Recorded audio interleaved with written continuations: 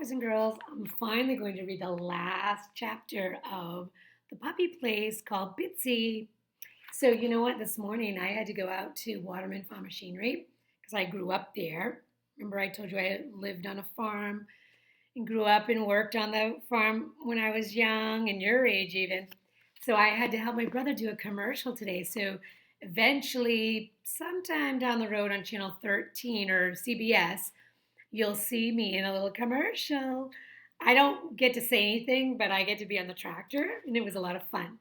So be looking for that. I'll let you know when it airs. So, Chapter 10. Charles woke up on Saturday, the morning of the concert, to see blue skies outside his window. Look, Bitsy, it's a beautiful day. He picked up the tiny puppy and held her so she could see. Good morning, said Mom at breakfast. Are you nervous? She asked as she handed Charles a bowl of oatmeal with raisins. He shook his head. Nope, he said, especially since I get to have Bitsy with me. Mom laughed. I have a feeling that dog is going to steal the show, she said. It's so exciting that you're going to be playing piano as well as singing. I'm really proud of you. What about you? Are you nervous? Charles asked Mom. She laughed a little, maybe, but mostly I think it will be fun. Dad and Lizzie and the Bean will be there, and your Aunt Amanda, too. They're all going to be so impressed with the way you can sing and play. Charles ducked his head. Okay, now I'm nervous, he said. Well, you don't need to be. Anyway, you have one more practice with Mr. Craig before tonight's show, Mom reminded him. I wish piano lessons weren't ending, said Charles. Mr. Craig was heading home to Kansas the day after the concert, and Charles was going to miss him. I think we'll have to find a teacher who lives here, Mom said, and I've already started looking for a used piano we can buy. Would you like that? Charles grinned and nodded. From that moment on, he felt happy all day. That afternoon, he and Mr. Craig laughed and joked through Charles's lesson, and at the end, they sang Bitsy's favorite song for her, the one about the brown-eyed girl. Charles watched the way Mr. Craig was looking at Bitsy as he sang. That's when he knew he had to give up the idea of keeping Bitsy. Bitsy and Mr. Craig belonged together. Who could be a better owner for a music-loving dog? Charles knew his parents would probably not agree to another dog anyway. Mom always said that if they adopted a second dog, they would have to give up fostering, and nobody was ready for that. It was time to let go of that idea. When I'm trying to turn the page. Here we go. Song ended. He took a deep breath and asked the big question. Mr. Craig, would you like to adopt Bitsy?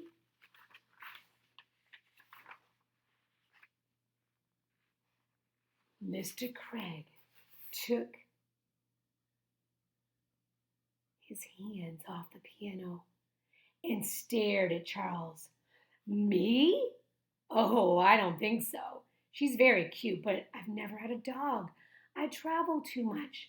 Anyway, I leave tomorrow, remember? How could I make such a big decision so quickly? Charles nodded. Okay, but please just think about it. Bitsy's the perfect dog for a traveler. She can fit in a pocket, remember? That night, Charles and his mom left before the rest of the family, heading to the town hall to get ready for the concert. Mom looked pretty in a lacy white blouse and a black skirt. Charles felt stiff and awkward in his bright white shirt, a red vest, and black pants. Why couldn't he just wear a t-shirt and jeans? Anyway, Bitsy was looking super cute with a sparkly red ribbon on top of her teeny head. She and Charles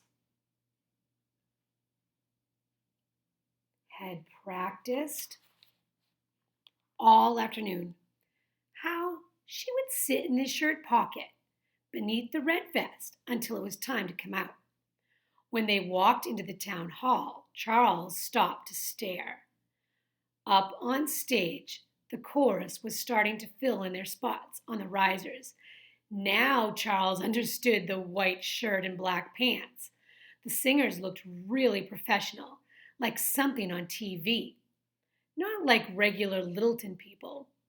Carrying Bitsy, he headed eagerly down the aisle and climbed up the risers to his place.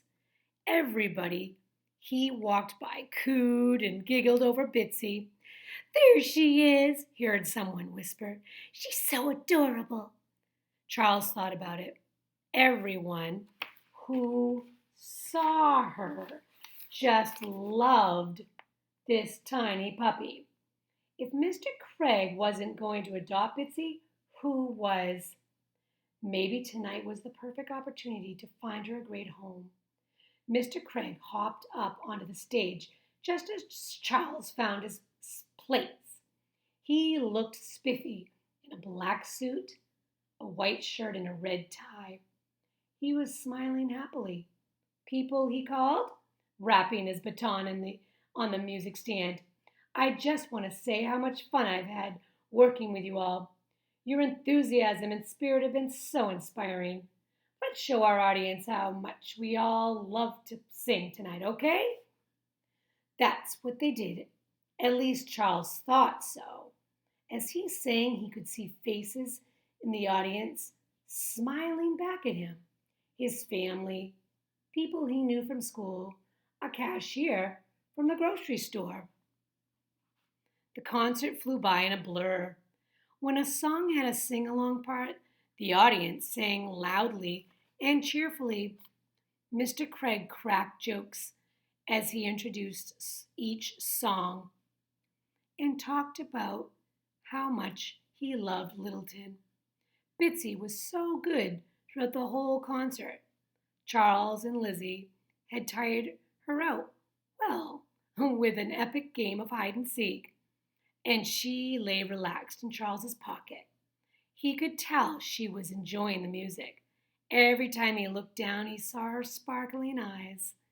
But she didn't jump out of his pocket until it was time for Do, Re, Mi, Bitsy and Charles's big moment.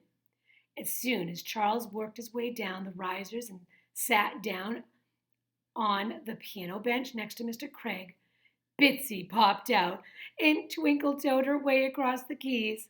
At first, only the people in the front rows could see.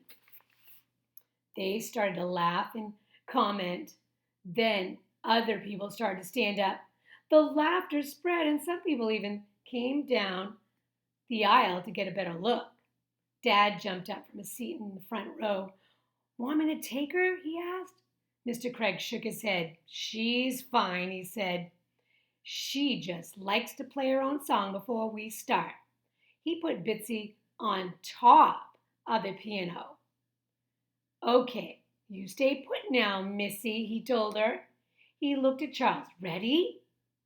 "Can I just say something first?" asked Charles. Without waiting for an answer, he took a deep breath and turned to face the audience. "This little puppy is Bitsy, a dog my family is fostering. If you're interested in adopting her, please talk to me after the concert." He turned to Mr. Craig. "Okay, ready," he said. His teacher looked shocked and maybe a little mad for the very first time. But he put his hands on the keys and began to play. And Charles joined in. They rocked that song.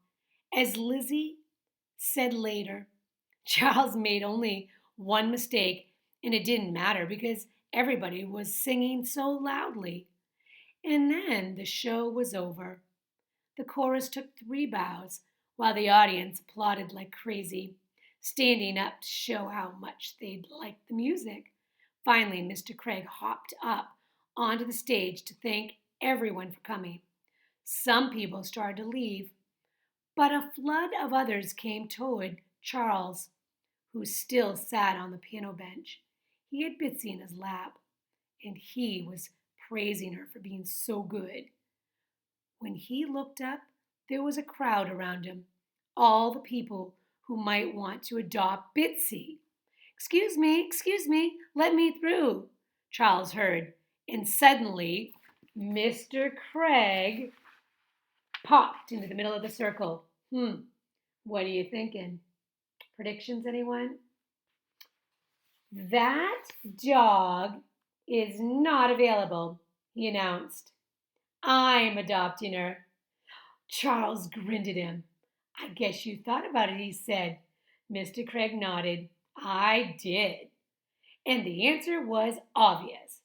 What do you say, Bitsy? Want to come live with me? Bitsy sat up and barked her squeaky bark.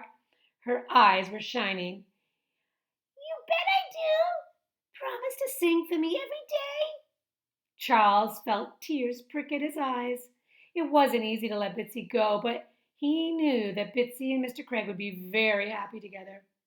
Can we sing her a song one more time? He asked. Absolutely, said Mr. Craig.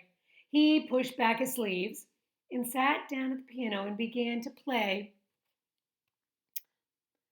La la la la la la la la la la la la la dee da, sang Charles, along with everyone else who was still in the auditorium. Bitsy danced around on top of the piano. The little bright-eyed girl had found the perfect forever home. How many of you thought that's what was going to happen? Yeah, you're good at predicting.